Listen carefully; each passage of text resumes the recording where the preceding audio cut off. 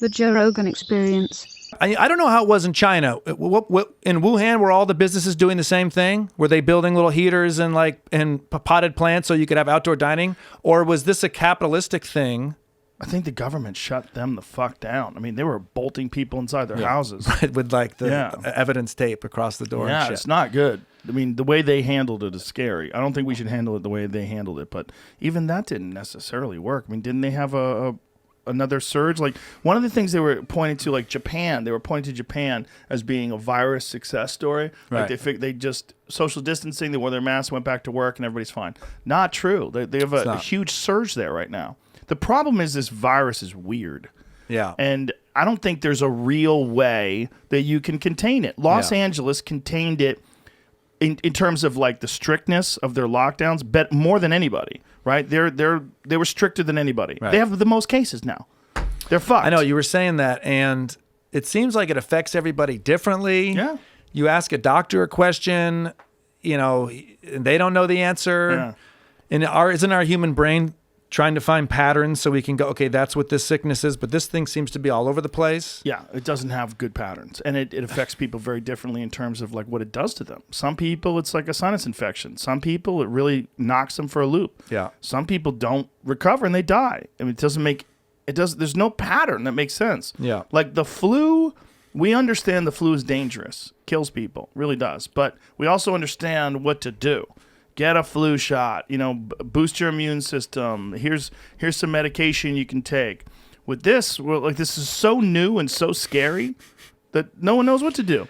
I tried to find comfort in reading about the pandemic of 1918, because the Spanish flu, because that was supposedly 2 years, and I was like, okay, well, how did we get through that? Did the economy recover? I was trying to use history as a way to predict the future, but when you read about it, at least the Wikipedia page of the pandemic of 1918, we never really fixed it, or it like possibly is still around, that virus. And I thought, maybe a vaccine fixed it. No, it didn't. I don't know what the fuck happened to the Spanish flu. Was it herd immunity?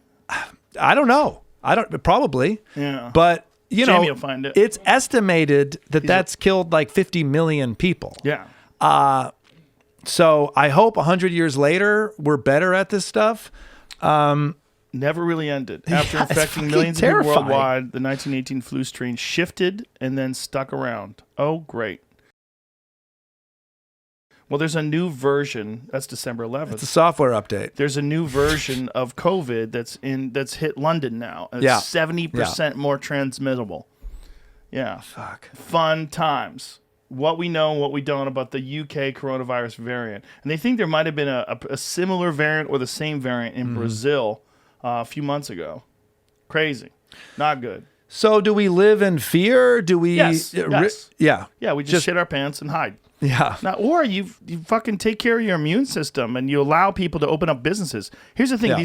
These people that are making these decisions for us, like the mayor of LA and the governor of California, right, which is the worst examples.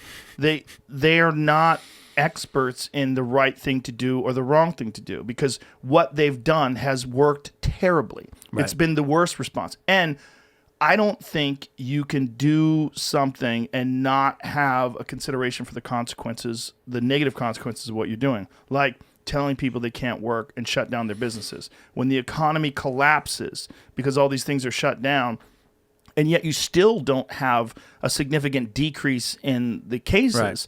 Like, what you're showing is you have this one idea, you're sticking with it, and there's no indication that you have any respect for the negative consequences.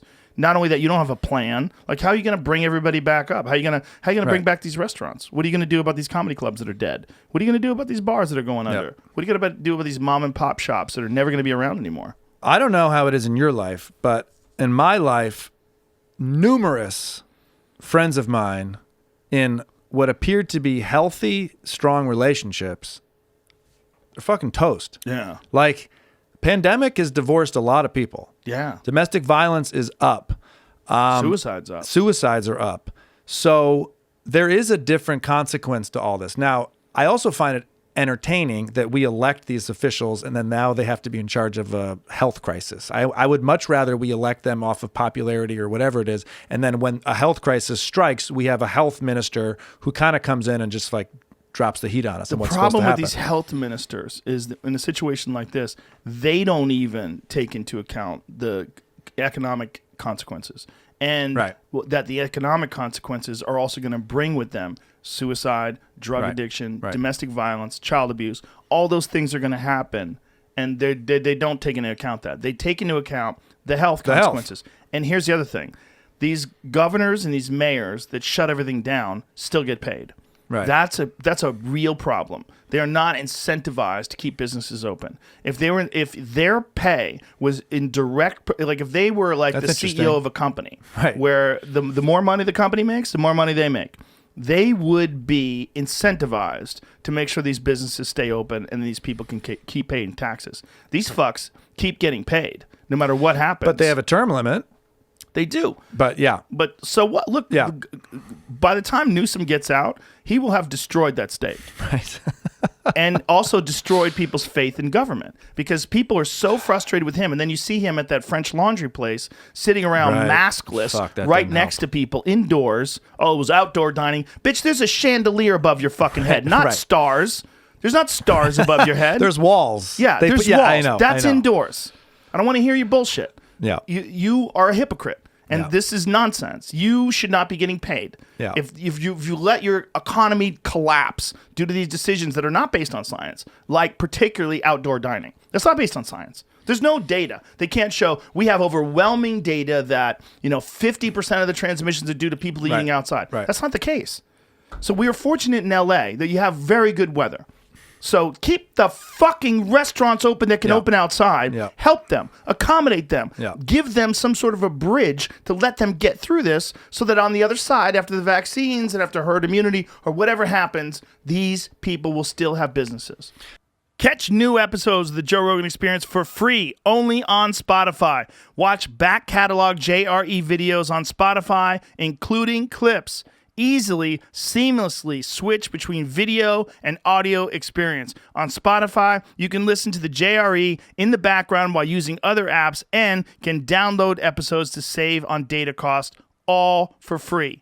Spotify is absolutely free. You don't have to have a premium account to watch new JRE episodes. You just need to search for the JRE on your Spotify app. Go to Spotify now to get this full episode of the Joe Rogan Experience.